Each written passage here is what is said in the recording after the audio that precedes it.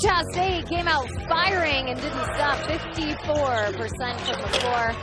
They have a 20-point lead to show for it at the half against UNLV. Came in on a 2-game losing streak, and it's not looking good for that to stop anytime soon. 48-28, the halftime score here at the Spectrum.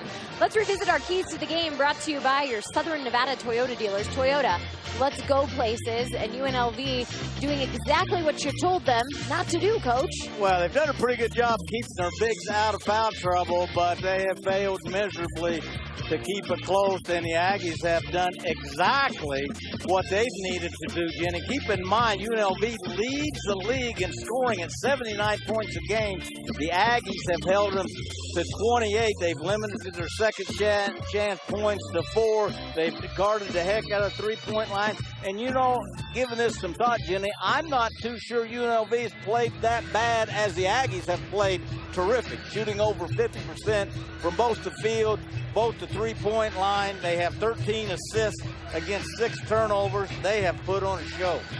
Well, more than anything, too, for the Aggies, it's their defense. Craig Smith preaches that first. And, in fact, this year they've been very good when it comes to two-point field goal percentage defense. 41% is what they're limiting opponents to, and that ranks 4th in the nation.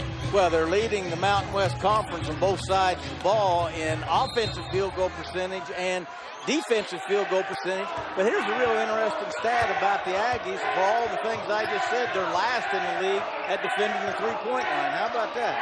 Very interesting indeed. 4 threes for UNLV today. Shooting just 30% from beyond the arc. Boy, Quinn Taylor is terrific on that ball screen defense. He shows great lateral quickness for a guy at 6'8". Hardy dumps the ball off with 5 seconds to go on the shot clock, and that's going to be a foul call on Taylor. Both Taylor and Kata thought they had a piece of the ball. Well, Taylor, who went scoreless in the first half, but he has 3 assists and 3 rebounds, and Jong just put that right in his face. Taylor almost couldn't get out of the way of that one.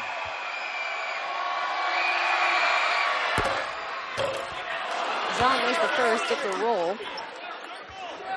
Oh, he's a big old dude at 6'11", 220. There was a time early in the year where they were starting him as the post, Chachua at 6'8" as the 4, and Tomboy at 6'9" as the 3. And had gotten off to a pretty good start, Jenny. Then they had some injuries, and Marvin Menzies had to kind of juggle his lineup a little bit. Marvin Menzies led this team to 20 wins last year, 9-win turnaround from his first year when he took the job and had 2 players. Keita up and tries to grab the rebound. Really surprised he didn't get an over the back foul. Then, excuse me, Jenny. He's kind of come a ways offensively. Early in the year, he was really rushing when he'd get a low post catch. That's a terrific out of bounds play. The old pick the picker. UNLV probably should have had a guy angled on the ball there where that ball can't come in at that angle, but just great execution on that end out of bounds play. Taylor gets his first points of the game.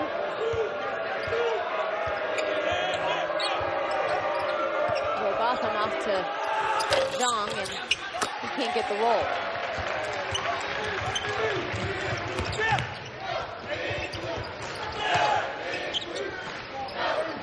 It's a good ball movement from Utah State. Ends up in the middle, and Keita's blocked. Clyburn thought he blocked him again, and it's going to be a foul. Jenny, we all talk about ball movement.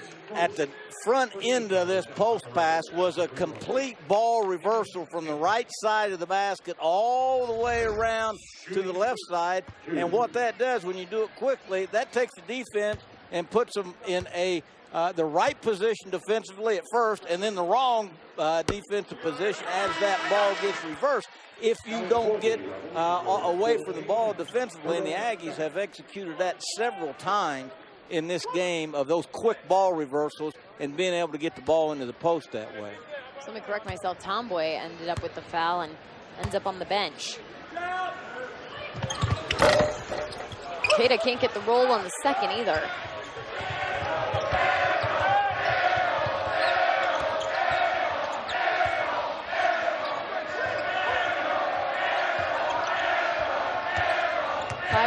leading scorer for the Rebels. Off to Noah Robotham. Shoots from long distance off the iron. Hardy down the middle. Wow. And the make. Being contested from Cada. Terrific finish by the sophomore from Detroit. Miss Clyburn, I talked about earlier what a great rebounder he was for a kid that weighs 180 pounds. He had a double-double in their first conference game, 18 points, 12 rebounds.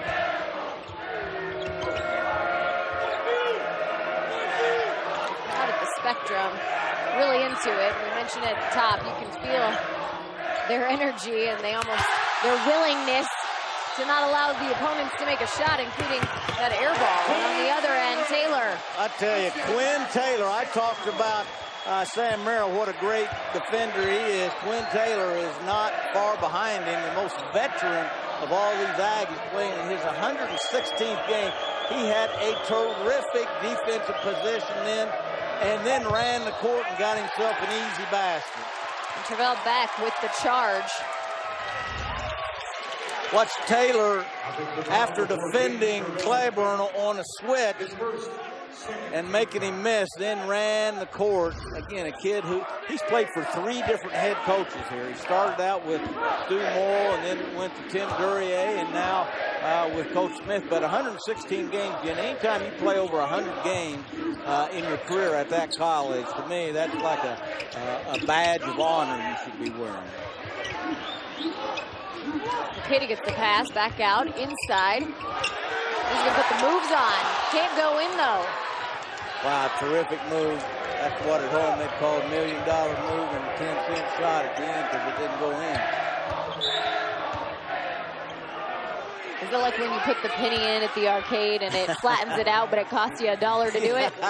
How'd you know I had some of those at home? I knew you collected those. The reward at the end is not as great or valuable as what you paid for it, Coach. You know, I was in graduate school before I figured that out. I had a whole bag of those. It took you getting to grad school to figure that one out? A college degree wasn't enough. Well, that's like when I used to buy watermelons for $1 and sell them for $1 and I wasn't making any money, and I decided I need to get a bigger truck. Hardy to Jong on the connection. Nice pass by Hardy, the kid that leads the league in assist to turnover ratio. Jong has showed some pretty good offensive skills around the basket. He's got pretty good hands. And of course, at 6'11", when you're right at the basket, it doesn't take a whole lot to make it go in. Merrill on the other end. 14 points. Jong playing a lot of minutes. 19 minutes for him. He does average around 21. Both teams looking a little winded to me here in the second half. Jong. Now remember, the Aggies limited UNLV to 5 offensive rebounds that first half. I think that's their 3rd one this half. I could be wrong on that, and I probably am. But what great control Sam Merrill plays with. Cada taking it in, and he'll get the foul. Free throws coming up for Cada, but Sam Merrill taking control of the game for the Aggies. 14 points for number 5. Mountain West basketball on AT&T Sportsnet is brought to you by your Southern Nevada Toyota dealers. Toyota, let's go places. And by Moab. Begin your Moab adventure. Plan your trip today at discovermoab.com. And that is the retired jersey of that man right there, Marv Roberts, one of the great, great Aggies, one of the greatest players in the state of college basketball. Crazy Utah. Played in both the ABA and the NBA. Made his home up here for the last 30-plus years, and what a gentleman. He was a terrific player here, Jimmy. Yeah, it was neat to see him. Came down earlier to watch the guys warming up and shoot around, and just his stature. You're like, I think that guy could get out there and outshoot all these guys. No, I tell you, he still looks like he could play. Great basketball history and tradition here at Utah State, as there is in the whole state of Utah.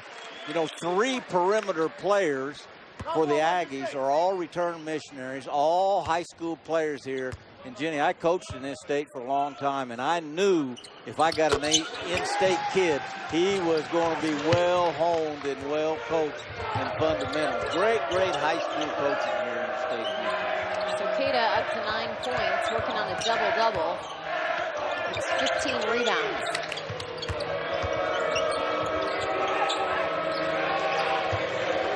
The other big freshman, Chet Shua, he is not really very polished yet offensively. Great physical specimen. He can go get it off the glass, but he's got a long way to go in learning how to play in the low post. Botham with a miss, just 1 of 6 from the floor for him today.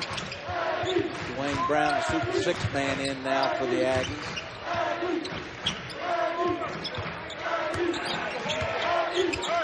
Cato wants to go to work, and they're going to double team him for a turnover.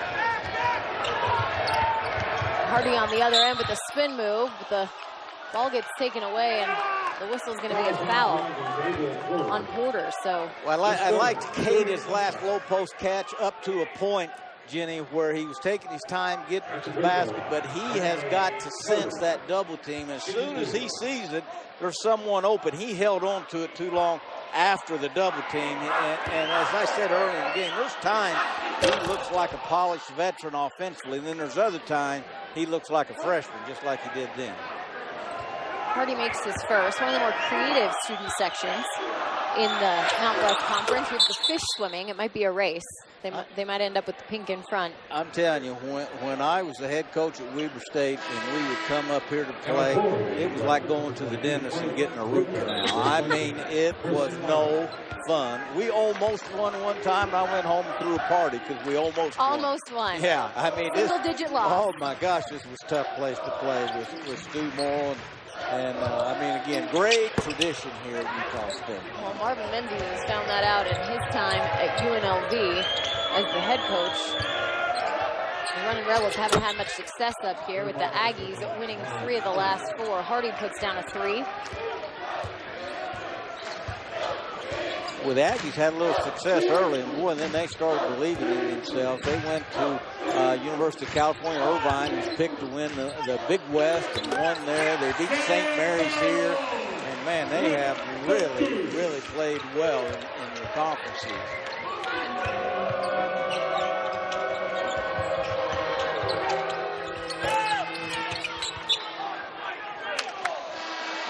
So Craig Smith, you mentioned the success the Aggies have had in his first season at the home. 16 wins so far for him and climbing. Pretty impressive what he's been able to do. You talk about already tying what Tim Duryea did in his first year taking over for Stu Morrill. Stu Morrill in his first year, just 15 wins. And we know the great legacy that he built here at Utah State. Winningest coach in the history of Utah State basketball. Craig Smith, one of the real subtleties of his career. Not only was he the head coach for 4 years at University of South Dakota, he was at Mayville State for 3 years, the NAI school, where he got to the national NAI championship game. So he's put a lot of years in as a head coach. Rito into double digits now for the Aggies with 11. Aggies double teaming and forced a turnover. Dwayne Brown did. There's that great ball movement off that reversal. Basket cut by Merrill. Rito faked a shot, took a dribble to his right and can't come up with it. On the other end, Clyburn gets the foul too. Nice finish by Clyburn, the leading scorer for UNLV, mostly known for his three-point shooting. He came here out of Ranger Junior College in Ranger, Texas. And if you've never been to Ranger, Texas, as I told Chris Clyburn before the game, he deserves every good thing that happens to him in the world, because Ranger is where it's a nice little Texas town. When you're 19 years old, that's a tough place to be. Converts on the free throw. But that was a terrific open court move by Chris Clyburn. 14 points for Clyburn.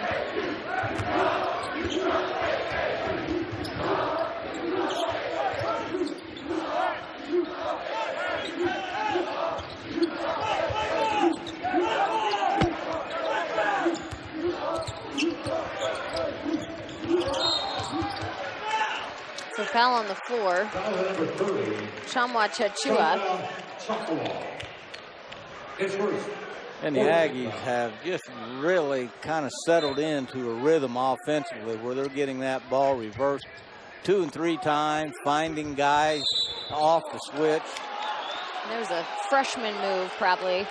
Well, remember, we talked about Knight earlier. He made a couple of freshman turnovers, and Coach Smith showed a lot of confidence and kept him in the game as he is doing this time. With Craig Smith, as we know, Jenny, no stranger to the Mountain West Conference. He was at Colorado State with Tim Miles, where they got that program turned around. He just did a great job. Tim Miles, now the head coach at Nebraska. And well, if you're going to call it on one end, you got to call it at the other end. That's right. So offensive foul for Utah State's ball. You mentioned Tim Miles at Nebraska now. Of course, Craig Smith left CSU with him, went there as an assistant for a couple of years, ended up at South Dakota as the head coach before getting the job at Utah State. And Tim Miles just said what a great connector he is. And we see that in practice with these players, the easy buy-in, it's showing up in the wins. And all of a sudden, he has this program going in the right direction. Nick Blair fouled out for UNLV. So for a team that's already injury-ridden, you have a foul out with more than 12 minutes to go in this game, and that's why we're seeing some more playing time this is Nick for the younger Blair's guys. Only his 9th game overall in his 2nd start, so he is still relatively inexperienced, but he got in quick foul trouble early on. He'll get better. So Trey Woodbury, the Las Vegas product, in the game, and it's time for a break. UNLV going to regroup, 60-43.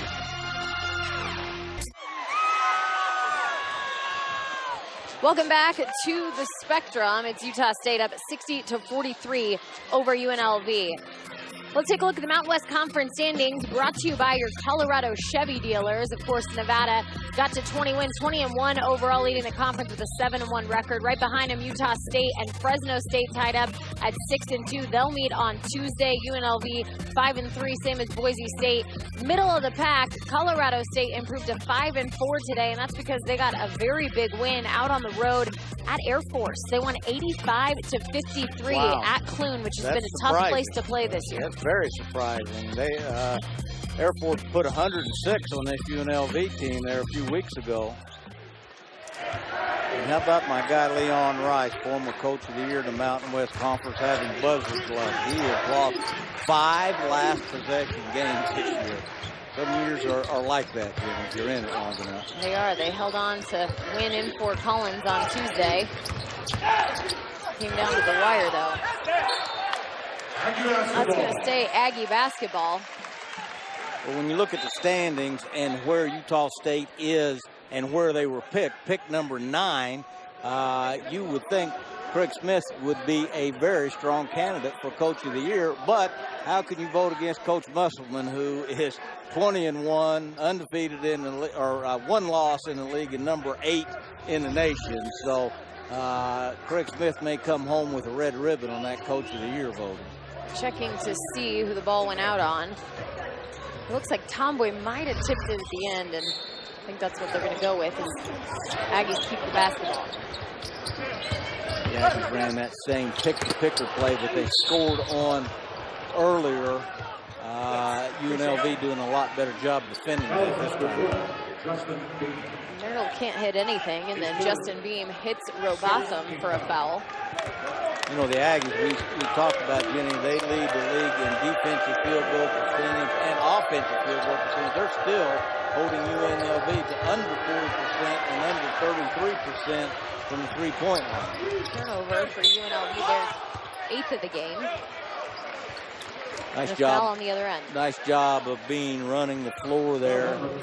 They had a nice 3-on-2 numerical advantage there, but the ball was on the side, which made it a little more tricky for Burrito, but I thought he made the right decision. So 9 turnovers, I said 8-9 for UNLV, and on the other end, free throws for Bean after Woodbury commits the foul.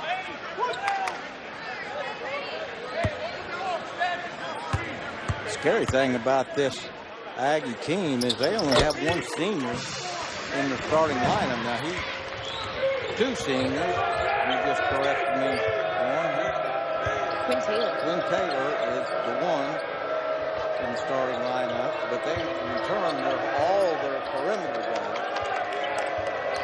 And some really good perimeter.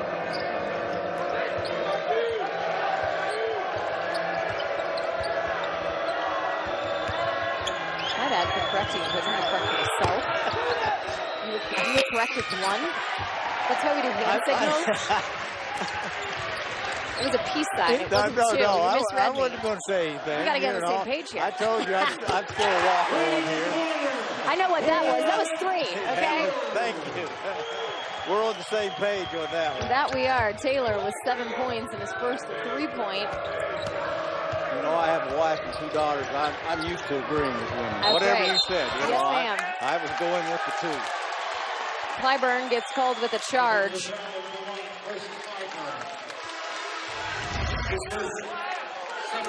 So Taylor on the other end, you mentioned it. Great. The lone senior in the starting lineup.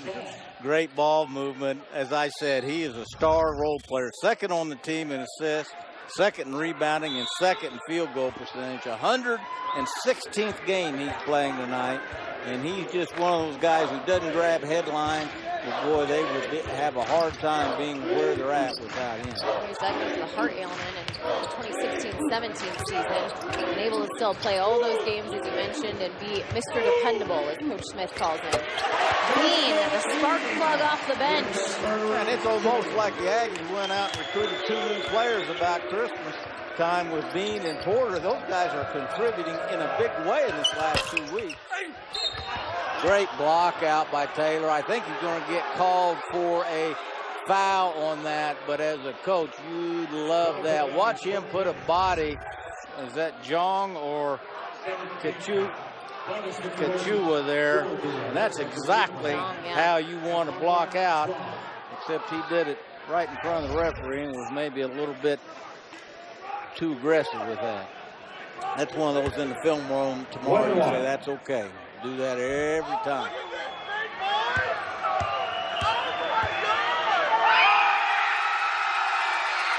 So Zhang's the line, misses. This is only Zhang's second game back after missing 3 with an ankle injury. He played 19 minutes against Nevada. There's the guy, second leading 3-point shooter in the league, who had a tough time shooting it in against San Jose State, but he doesn't stay cold for very long, and the Aggies kind of pouring it on right now. Great drawn kick by the Aggies. Under 10 to go in Logan, and Utah State with a 69-43 lead over UNLV. Both these teams known as good rebounding teams in the Mountain West Conference. They both average about 40 rebounds a game. On the season, it's a +10 differential for Utah State. They're maintaining that today, +6.7 for UNLV. They're down by 10. Both teams have 9 offensive rebounds, which UNLV is great on the offensive glass, but that's going to be a huge key when you look at what's going on in this game today. Well, one of the keys to games I keep alluding to was the Aggies had to limit UNLV's offensive rebounding. And remember the last play right before halftime, we showed Quinn Taylor on that block out. That's not the first time tonight the Aggies have done that. They've done a great job of blocking out and trying to limit UNLV to 1 shot. Hardy fires a 3, and Clyburn came flying in trying to grab that offensive rebound. Just missed. Bean comes up with it for Utah State. Getting back to rebounding, I've always thought rebounding was a measuring stick of effort. When I was a coach, when I was handed the stats at halftime, that's the first stat I looked at. If we were out rebounding the other team, I felt like we were outplaying them energy-wise. And I still look at box scores for games like that. Mr. Steady, 116 game. Boy, I tell you what, he's been around the stump a few times, and he's shown it tonight. Takes his offensive rebound, and he also gets the points. And you know, he is not a great leaper. He's okay, but he ain't nothing to write home about. He just has to be a good offensive rebounder. You got to go after all of them. If you go after 10 and get 3 or 4, just think what happened if you go after 20, and this kid goes after all of them. A lot about positioning, too, and he found himself in a great one right there. The guy I worked for 4 years, Rick Majerus, used to say rebounding is an affair of the heart. And I agree with a lot of things I didn't agree with Rick Majerus about, but I do agree with that. And the Aggies, like I say, just kind of in a rhythm and a groove offensively. Doing a great job of getting that ball moved around, finding the open man. Keita takes it as the shot clock runs down, and I guess it's going to be a shooting foul. Well, the shot clock was in single digits, and are you saying that's not the best looking shot you've ever seen? They're like I say, hey, there you go. What do you say, big fella? There's time, as I've said. He can have a reality show. He looks well polished. There's other times he doesn't look so polished, but he is now at the free throw line. So who's to say? A lot of spatial awareness. He also knows where the camera is. I like that. And when to wink home to mom and dad. Yeah. I don't know if we're getting this in Portugal or not. 4 Division I Portuguese players in the entire nation, and 2 of them on the Aggies team, he and Brito. They've cornered the market of Portugal Division I basketball players. Checking on the foul. And that foul was number 34. And they're going to call it on Zhang. Originally, they gave it to Tombwe, so Zhang picking up his 3rd personal. Keita setting still on 15 rebounds. Is that right, Jenny? His high is 19 that he had against Irvine, I believe. So 16 rebounds. 3 away. And 10 points, so a double-double for Keita. His 5th of the year. Wow. That's a very acrobatic shot there by Hardy. Talk about young, rising stars. Hardy is just a sophomore, and he has been very, very good in conference play. But UNLV is struggling to stay up right now. Look at the big fella. Wink, wink. For the camera. Mountain West Basketball on AT&T Sportsnet is brought to you by Maaco. Visit your local Maaco and turn the car you drive into the car you love. And by your Utah Toyota dealers. Visit your local Toyota dealer today. Toyota, let's go places. And back here at Utah State, it is all Aggies, 72-45. They came out strong. They came out fired up, just like their coach, Craig Smith. They have really taken onto his personality this year. Boy, they've been very impressive on both sides of the ball this afternoon, Jenny. Great defense, holding UNLV to 34% from the field, 27% from the three-point line. But they have been just as impressive offensively with their ball movement, shooting 52% from the field, 50% from the arc, and you just gotta love their unselfishness and their teamwork. Brito shooting 2 on the other side for Marvin Menzies. You learn a lot about your team, the younger guys on your team. You have some injury issues that you always had to deal with all season long, and now some foul trouble today. What's your goal for the last 8 minutes? Well, you want to keep your guys playing hard, and this is going to go down as their 3rd loss. Like I said, coming to Logan is not a place we want to try to get well after losing 2 in a row. But Marvin Menzies has been around a long time, 9 years as the head coach of New Mexico State, where he won 63% of his games there. He is the right guy at UNLV right now. He's kind of had a little bit of buzzing stuff, like I said, with injuries, but he'll get them going. They're young, and they're playing hard, Jenny. It isn't like I look at this and say, oh, they've thrown in the towel. They're playing very hard. This Aggie team is like a machine here today. Miller pulls up, and on the miss, Clyburn with a rebound. Hardy going strong to the basket, and he's not going to stop. Ball gets stripped. It'll stay with the Rebels. Hardy's really good in the open court, left-handed and strong, only a sophomore from Detroit. He's got a really bright future ahead of him as well. If everyone's healthy and they're together for a while, this is going to be a very good UNLV team. It may take them a while once they get everyone on the same page and And remember, this is a team that lost their leading scorer and rebounder in Shakir Houston, second team all-conference guy last year, and the freshman of the year in Brandon McCoy, 6'11" kid who left to go to the NBA, which turned out to be a bad decision. Joel Tomboy from the corner, his first three on the day, a 41% three-point shooter. Just 7 points for Tomboy. Averaging double digits in Mountain West play, just 16 points a game. The other thing that there's no stat for, but the Aggies have given very little up in transition tonight, Jenny. Their half-court defense has been great, but their get-back defense, as I heard a high school coach call it one time, their transition defense has been really good. You heard it called get-back defense? I just did. When the coach stands up, says, get back, get back. I thought it was ever yelled at me in my freshman career. So Bean picks up his fourth foul. And Chama Chechua missing his first free throw. Well, you said that easy. You're just kind of showing off with his name, Jenny. JTT, as his friends like to call him. See, you even That's know the nicknames and stuff. You're just smooth. You know, again, I'm still a walk-on when it comes to working with you. I'll just let you do all the basketball talking.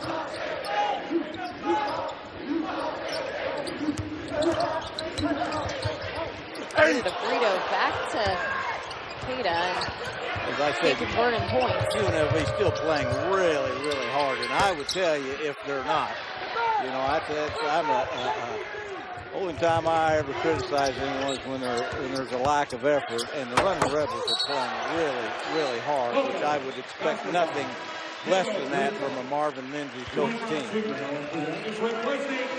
Justin Bean.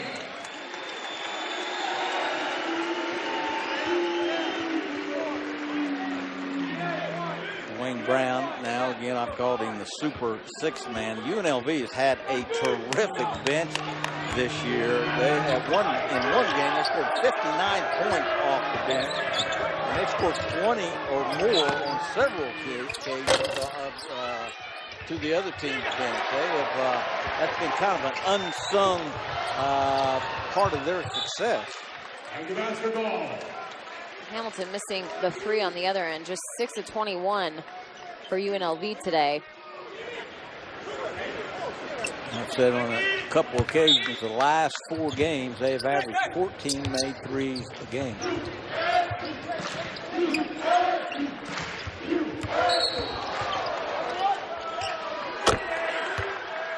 So Hamilton's going to get the foul, and Sam Merrill on the other end of that.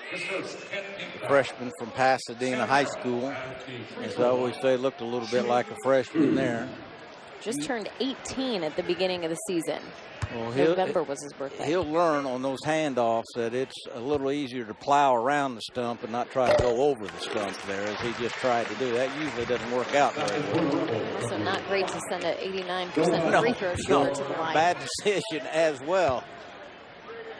But you can sense not so much frustration but disappointment from this UNLV team. But again, it is not spilled over into their effort. They are playing hard. There's better days ahead. Sam Merrill missed his first free throw of the day.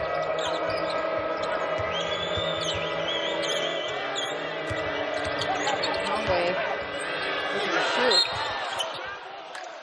Can't get the roll, but gets the foul. That's pretty darn good defense by Dwayne Browner. I talked about Tomboy before, how you had to guard his second and third move here, and Brown did just that, and then kind of leaned on him in at the end there. And as I've always said, great offense trumps great defense, and that's what you just saw. Tomboy, nice job of getting himself to the free throw line. So 2 quick free throws for Joel Tomboy. 9 points. He's playing with some pretty badly bruised ribs from that Nevada game. Showing a little toughness here for a freshman. the ball up top. Tried to dribble, dish out, and an air ball from Brito. See that much from Brito. He's a pretty good shooter, and he had time to get that away, and it looked good. Didn't look very good after it missed by about a foot and a half. Hardy pulls up and makes it. He has some good range. And now the game's kind of got free and easy for both teams with a little over 4 minutes left, and the Aggies up 23. So a turnover and no shot. They're going to call it travel on Hardy, who ran all the way into the student section.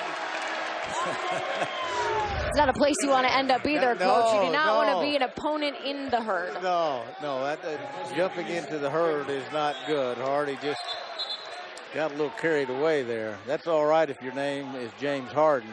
He'll usually add another step to that.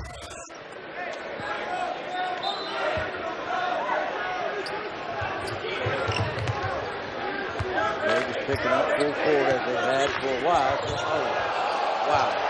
Dwayne Brown turned around like he thought he might have done something and then ran away. Noah Robotham slow to get up. And you know whose fault that is Tomboy. That's his guy that set that screen. And Robotham needs to go right to Tomboy and say, hey, partner, are you just going to let me get my bell rang next time there? That's a communication thing. Yeah, his fellow's wrong, too. Kind of moving his head side to side. Wow. Merrill just ringing the bell. That's what he's doing today. I'm telling you, this kid can do it all, and he is showing it tonight, and he never even changes expressions. Look at that. Wow. 20 points putting on a show. Sam Merrill. 80-54, 3:41 to play here at the Spectrum, and Sam Merrill just putting on a show for the home crowd. He's been averaging 20 points over the last 5 games. Right now, did it again tonight. 20 points. And still some time on the clock, Coach.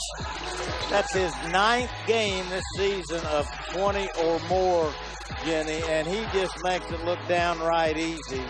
Shooting it off of every degree of difficulty you can imagine. Going to his left, off a shot fake, off a handoff.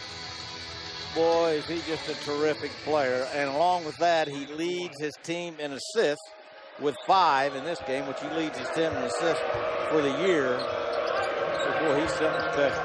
192 three-pointers now, and just a junior at Utah State climbing the ranks. Went over 1,000 points for his career at UCI early in the year. It's hard to believe he was just 3rd team All Mountain West last year, and all of a sudden he's now a Player of the Year candidate in the Mountain West Conference. Well, he's got game, and he's gotten better as the years gone on. Yeah, and I think maybe some of that is, and remember all of the success they've had with the Aggies. They lost a guy that was supposed to be first team All-League last year, Kobe McEwen, who transferred to Marquette, and I don't know, maybe in his absence, Merrill is able to do a little bit more. You just never know about team chemistry. Sometimes you can, a guy leaves and you're actually a little bit better, and I'm not saying that's the case because Kobe McEwen was a terrific player, but what I will say, Sam Merrill's having a great year. Free throw's good for Hamilton.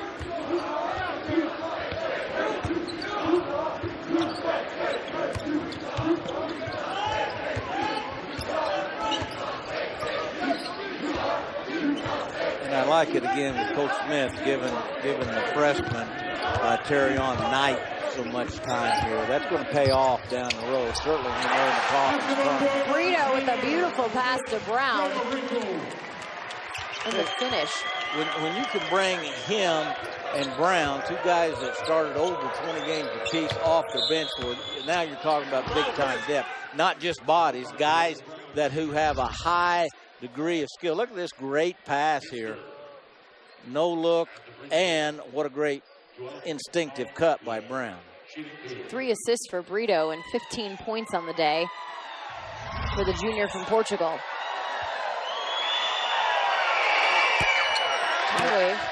Rear miss on a free throw. There are some rules to the Aggies half-court offense, but they haven't run a set play yet tonight, Jimmy. It's been all their motion, all give and go, instinctual touch, ball movement. They do a great job of playing off of one another, which is another way of saying they have great chemistry offensively. Yeah, I think you can tell being around the team. They seem to have not just that chemistry once the whistle blows and the ball's tipped in between the lines, but they seem to thoroughly enjoy each other, and that's not always the case in college basketball. Well, success breeds chemistry, and chemistry breeds success. I don't know which came first, the chicken or the egg, but they go together. Ben Takura getting the ball down. You'll see him in for the Aggies. Number 21 doesn't get too much playing time. 6 total minutes, a couple points, get some good rebounds. Jenny, a couple of years ago, you played horse with someone on this court, didn't you? Didn't we do a special on that? I did play some horse on this court. You didn't shoot one like that, though, did you? You got stuck in the rim? No, I didn't. That's a good trick, though, because then the next guy has to follow you and do the same thing, right? That's really good. I remember that special. It was very well done. Or you just get the ball stuck, and if you're down, then the game's suspended, and you can't lose. Well, if you do that down at the park and you're a little kid, then you got to take your shoe off and throw it up there and knock the ball out. Knock on doors to find a broom. It gets complicated. That was on that ball screen. One of the few offensive mistakes that the Aggies have made.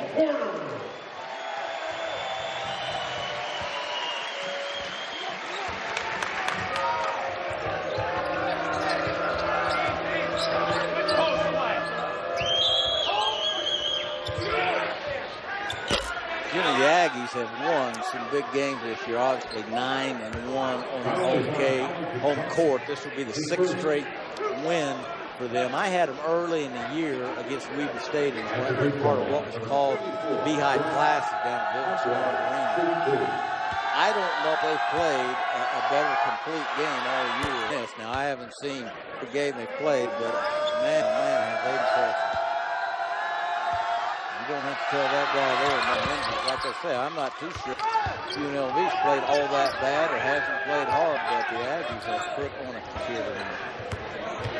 It's interesting to see the Aggies just 12 of 20 for free throws. They're shooting 60% from the free throw line. If you're going to put one black mark on them, that's the best free throw percentage team in the conference. Look at the great ball movement away from the ball. Don't watch the ball. Watch away from the ball. Watch the way guys just continue to move.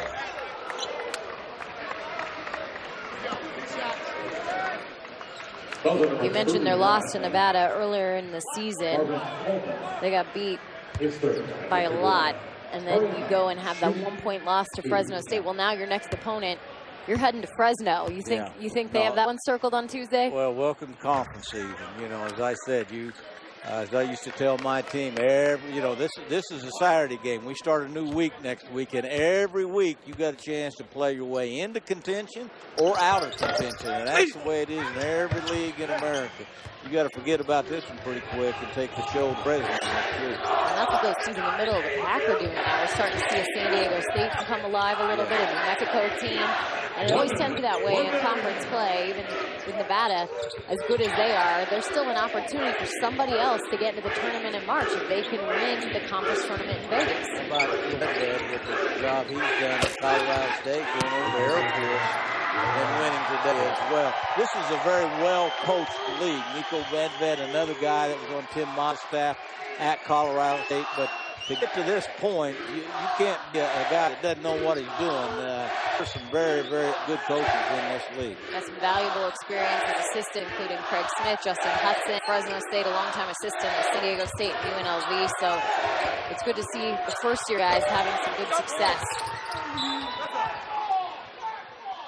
You said, Jenny, 3 first-year coaches in the league, all of them having a level of success.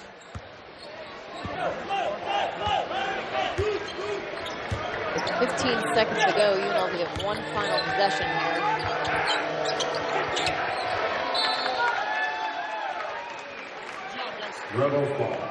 And Joel Tomway, for as talented he is, having just a very average night for him. And we talked about having them badly. These ribs may have an awful lot to do with it. They're getting that meat of their schedule. Not to say that an easy schedule to start, but they're in the thick of it right now, and it just gets worse. They're going to head to Boise State, another difficult place to play at Taco Bell Arena. And with Leon Rice, the squad that you mentioned, having some tough luck with close losses this year. So that is how things will end here today in Logan. 82-65, the final, as UNLV drops the game to Utah State. We're going to wrap this one up when we return here on AT&T Sportsnet.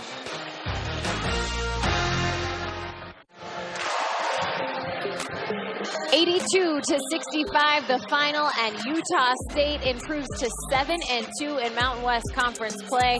As for UNLV, they dropped their third straight game, 5-4 now in Mountain West. It really came down to the fact that the Aggies came out shooting and shooting strong, 49% from the field today. Well, very impressive by the Aggies, and as we said all night long, on both sides of the floor, defense and offense, one of the few teams that's held UNLV at bay from the three-point line and in offensive rebounding. So doing a great job defensively, and then so efficient offensively. I love when we're right at the top of the show and we highlight that guy that can get it. Sam Merrill, the best all-around player in the Mountain West Conference, and he certainly did not disappoint us tonight, shooting it in from every angle. Terrific passes, great floor vision, and to boot, pretty good defense, too, by Sam Merrill. Yeah, really good defense. And don't forget about Keita, a double-double for him tonight. That kid is a freshman, and he has made his force known in this conference. Well, remember in the opening, I said at times his length and quickness is jaw-dropping, and he is just that. And he just reminds you of a great big puppy dog. You know, I mean, he kind of has a little playful streak in him, but he is a real deal. He's going to be terrific down the road. 16 rebounds, 3 blocks, and 10 points. It was a fun one here in Logan. If you're a Utah State fan, 82-65 the final. For Joe Craven and our entire AT&T Sportsnet crew, I'm Jenny Kavner saying good evening from Logan, Utah. Tune in on Tuesday to see the Aggies head to Fresno to take on the Bulldogs. Thanks for watching Mountain West Basketball on AT&T Sportsnet.